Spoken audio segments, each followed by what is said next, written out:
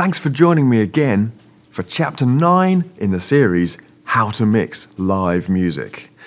This time, we'll be EQing our outputs.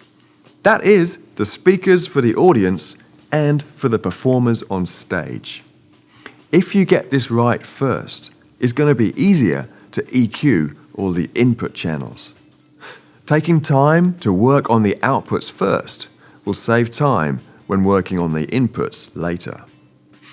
The sound you hear from a loudspeaker in a room will vary depending on its position and your position.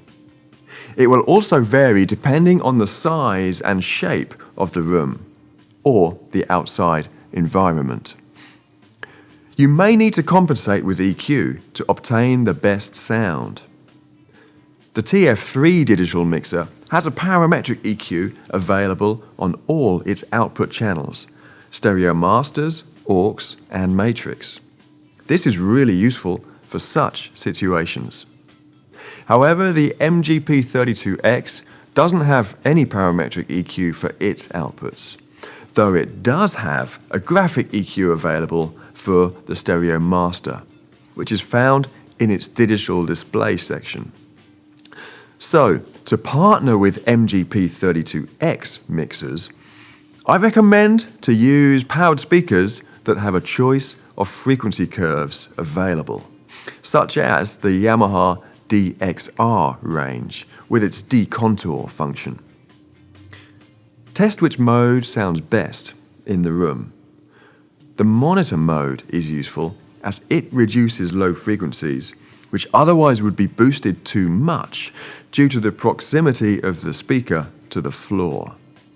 The HPF, high-pass filter, is useful in combination with a subwoofer to allow the low frequencies from the sub to punch through effectively. To test the sound, play your favorite music tracks through the system at the sound levels expected for the performance. Remember the gain structure we set up in Chapter 6. If you're using a TF series mixer and you don't have time to make such a sound check, then there are some useful output EQ presets you could try. Select the output, open the EQ window, and press the preset button. You can find settings for small room, large room, and outside. If you don't have time to make your own adjustments, then here are some tips. Use the EQ mainly for gain reduction rather than boosting to reduce the risk of feedback. If you think the sound needs more low-frequency punch, rather than increasing the low EQ band, try reducing the high. If the vocal is not prominent enough, rather than increasing the mid frequencies, try reducing both low and high bands. This task is all about getting a balanced sound. Play several different styles of track to check the sound and confirm your settings. Now we're going to consider the use of a graphic EQ. A traditional analog unit looks like this, with up to 31 short sliders, each one adjusting a different band of frequencies. Both MGP and TF mixers have digital graphic EQ available. The TF on all mono aux outputs for stage monitors and the stereo master. In hi-fi and car audio systems, the graphic EQ has often been used for shaping the sound. It's more visual and intuitive than a parametric EQ. However, we are going to use the graphic EQ in live sound for reducing the chance of feedback squeals and howls.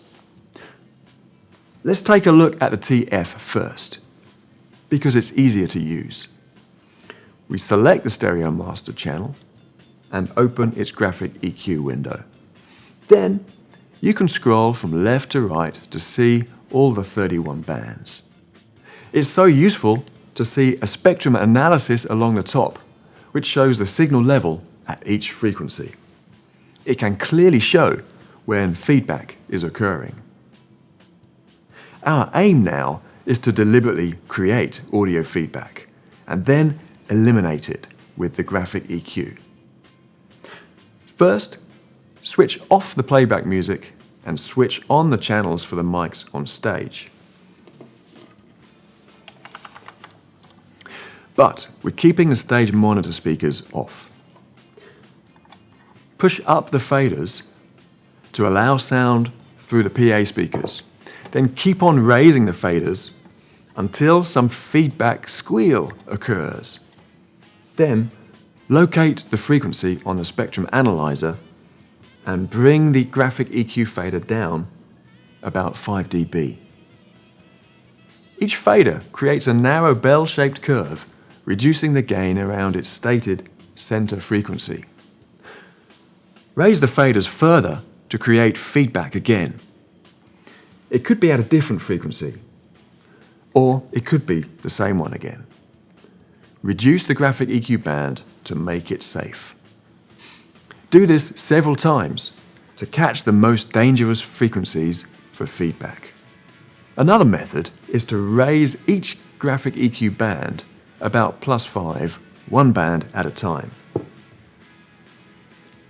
If it doesn't cause feedback, return it to the 0 point. If it does cause feedback, take it down to about -3 to -5. If you find more than 6 or 7 feedback frequencies, it could mean the loudspeakers are too close to the microphones. So consider repositioning them to a safer distance. Or the sound might just be too loud for the acoustics of the room.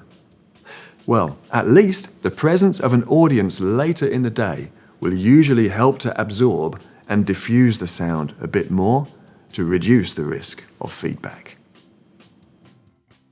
Now let's take a look at the MGP32X. On the Stereo Master channel, there are 2 choices for graphic EQ type. 14-band graphic EQ is more suitable for shaping the sound character to suit the venue. Use it if there's no problem with feedback. However, it's best to use the Flex 9 graphic EQ to deal with feedback because it has narrower frequency bands. There are 31 bands, of which any 9 can be adjusted. Here's how to use it. Bring the faders up to the point where feedback is almost starting. Then take a look at the graphic EQ sweep left-right page on the screen. Dial in a 3 dB offset and scroll through the frequencies, spending a couple of seconds on each one. If a screech or howl is heard, reduce that band to -3 dB and press the offset knob to set the level. Then continue through all the frequencies and repeat using an offset of 6 dB, cutting the feedback frequencies as you go until you have either dealt with 9 bands or reduced just a few of the most troublesome bands. Next, bring the master fader back down to a safe level and switch on the stage monitors. Unfortunately, the MGP mixer doesn't have any EQ facility on its aux outputs. You would need some standalone graphic EQ units for that. But TF series consoles have graphic EQ available. So let's fight the feedback on stage using the same method.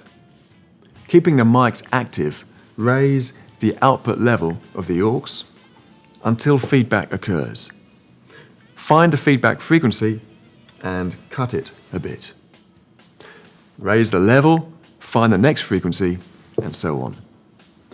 If you're short of time, you can set this up using one monitor speaker, then copy and paste the graphic EQ settings to the other aux channels using the menu button on the bottom right side of the touchscreen.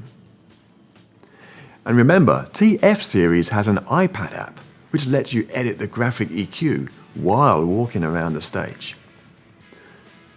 Now, some musicians choose to use in-ear monitors on stage, and there's one big advantage: no feedback.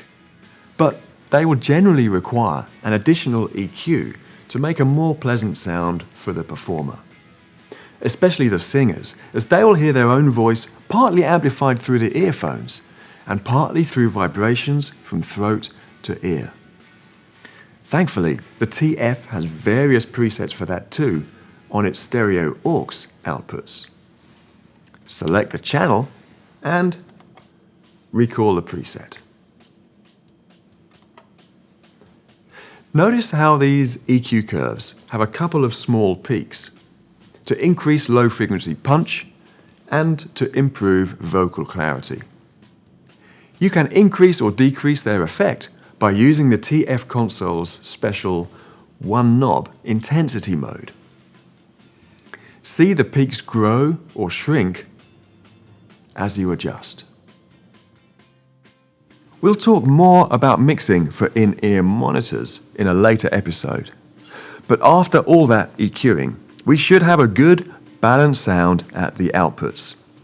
Now we're ready to start applying EQ to all the input sources. Different instruments and voices require different techniques. In the next chapter, I'll fill you in about EQing drums. Join me again then.